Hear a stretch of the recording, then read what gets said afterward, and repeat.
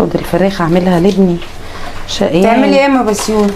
بعمل لابني فراخ. هو كل يوم يا اختي فراخ؟ انا بنتي نفسها في البط النهارده. لا انا هعمل لابني فراخ وتعملي لها بط ليه؟ هو ايه اللي عمل لها بط هو ليه؟ تبذير وخلاص. تبذير؟ انا ابني شقيان بالفلوس يا حاج. وايه المشكله يا حبيبتي؟ شقيان. ايه اللي شقيان؟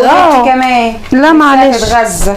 ما تتغذى بس نعملوه في يوم تاني. احنا النهارده مطلعين فرخه اهو هنعملوها لابني. لا وناكله هتعملي كلنا مع فرخه بعض. لابنك بس؟ ياكل ويتغذى، مش هو اللي بيجيب القرش. ماشي يا حبيبتي خليكي بقى، انا هعمل لبنتي البطايه على طريقه امها. اكيد اكلها اكل امها وحشها بدل القعده اللي هي قاعداها يا عين امك يا بنتي. بقول لك ايه، انا ابني شقيان بالفلوس وتعبان. ما تجيش تطلعي من الثلاجه وتعملي له. هو ايه اللي كل شويه ابني اللي شقيان بالفلوس هعمل له الاكل اللي هو بيحبه. مع نفسك انت يا وانتوا كلكم تاكلوا من الاكل اللي هو بياكله. نعم انت هتاكلينا على مزاجك ومزاجك. هي بنتك اللي بتجيب الفلوس، بنتك اللي